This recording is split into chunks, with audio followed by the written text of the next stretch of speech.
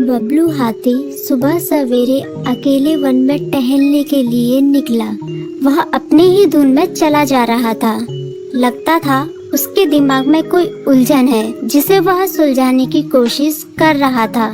सड़क पर आगे बढ़ते ही उसके सामने चीकू खरगोश भागा। बबलू का पैर उसके ऊपर पड़ने ही वाला था कि चीकू जोर से चिल्लाया। उसकी आवाज सुनकर बबलू ने अपना पैर पीछे खींच लिया। कहाँ खोए हो बबलू भाई? कहीं नहीं, बस कुछ ऐसे ही सोच रहा था। किस बारे में? तुम जानकर क्या करोगे? शायद मैं तुम्हारी कुछ मदद कर सकूं। तुम तो जानते हो आजकल वन में कितनी चोरियां हो रही हैं, पर चोर का कोई अता पता ही नहीं है। इस बात को लेकर वन के सारे प्राणी चिंतित थे।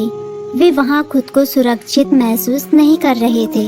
अरे चीकू भाई, हम मजबूर हैं। हम चोर को पकड़ ही नहीं पा रहे हैं। वह बहुत चालाक है और अपने काम को बड़ी कुशलता से अंजाम दे रहा है। कहीं कोई सबूत ही नहीं छोड़ रहा।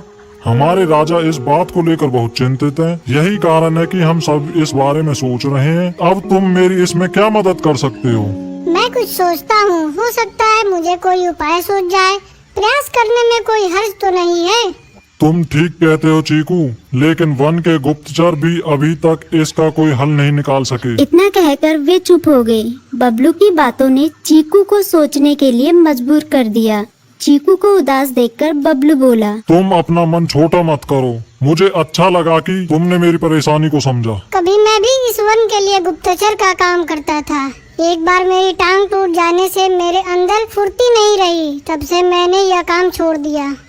चीकू, तुम चाहो तो यह काम दोबारा कर सकते हो। वन के प्राणी ज्यादातर दिन में भोजन की तलाश करते हैं, वे रात को आराम करते हैं। तुम दिन रात दोनों में ही भोजन की तलाश में निकल सकते हो सकता है रात को तुम्हें कुछ ऐसी बातों का पता चल जाए जो हमारे काम की हो।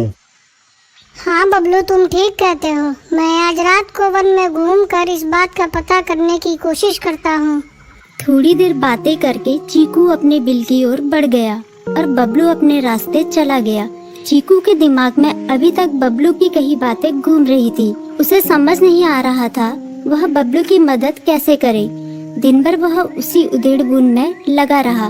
शाम होते ही चीकू कुछ सोचने लगा और वह चुपचाप बिल से बाहर निकल आया। चीकू की पत्नी ने देखा तो बोली, इस समय कहाँ जा रहे हो? बाहर खतरा है। खतरा तो सुबह भी रहता है, लेकिन खतरों से डरकर हम भूखे तो नहीं मर सकते। मैं बाहर घूम कर आता हूँ। इतना कहकर चीकू रात को बिल से बाहर निकल आया। कुछ दूर जाकर उसकी नजर बंकू उल्लू पर पड़ी, जो कुछ ही दूरी पर था।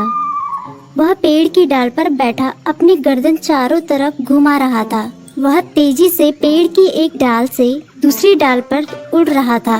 बंकू की नजर उस पर नहीं पड़ी थी। कुछ सोचकर चीकू पेड़ के पीछे से बाहर निकलकर थोड़ी खुली जगह पर आ गया और वहां से बंकू उल्लू को देखने लगा। बंकू ने चीकू को अंधेरे में भी देख लिया, पर उसने उसमें कोई उत्सुकता नहीं दिखाई और अपनी गर्दन चारों ओर घुमाता रहा। चीकू बड़ी देर तक बंकू की हरकतों पर नजर रखे रहा। वह थोड़ी देर तक खुले मैदान में खड़ा रहा, पर बंकू ने उसे देखकर भी अनदेखा कर दिया। उसने महसूस किया कि बंकू के आसपास चमकू चमगादड़ भी मंडरा रहा था। कुछ देर वन में घूमने के बाद चीकू अपने बिल में लौट आया और सुबह होने का इंतजार करने लगा। अगली सुबह बबलू उसी रास्ते में जा रहा था। रास्ते में चीकू उसका इंतजार कर रहा था। आज बड़ी जल्दी आ गए बबलू। हाँ, आजकल मुझे चिंता की वजह से नींद नहीं आती। कोई नई खबर है क्या? यकीन से तो मैं नहीं कह सकता, पर मैं तुम्हें ऐसे प्राणी का नाम बता सकता हूँ जो शायद चोरों की मदद कर रहा है। कौन है वो? बंकू उल्लू। इतना कहकर चीकू ने रात की घटना उसे ज्यों की त्यों सुना दी। इसे सुनकर बबलू का माथा ठनका। बबलू की आंखें चौंधिया गई। तुम ठीक कह रहे हो। मुझे आज रात बंकू और चमकू पर नजर रखनी होगी। इतना कहकर वे दोनों अपने अपने रास्ते चले गए। बबलू रात को अपने साथियों के साथ बंकू पर नजर गड़ाए रहा।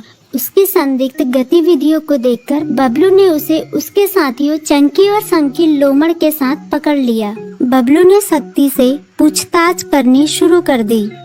तुम इस समय बंकू चमकू के साथ क्या कर रहे हो? हम चारों दोस्त हैं, इसलिए साथ बैठकर बातें कर रहे हैं। चमगादड़ और उल्लू की दोस्ती तो समझ में आती है, पर लोमड़ के साथ दोस्ती कैसे हो सकती है? शक्ति से पूछने पर दोनों ने अपना जुर्म कबूल कर लिया और सभी चोरियों के बारे में बताया जो उन्होंने कुछ दिन पहले वन में की थी। बबलू ने उनके चोरी का सारा सामान भी बरामद कर लिया। बंकू और चमकू को अभी तक समझ में नहीं आ रहा था कि वो इतनी आसानी से कैसे पकड़ में आ गई।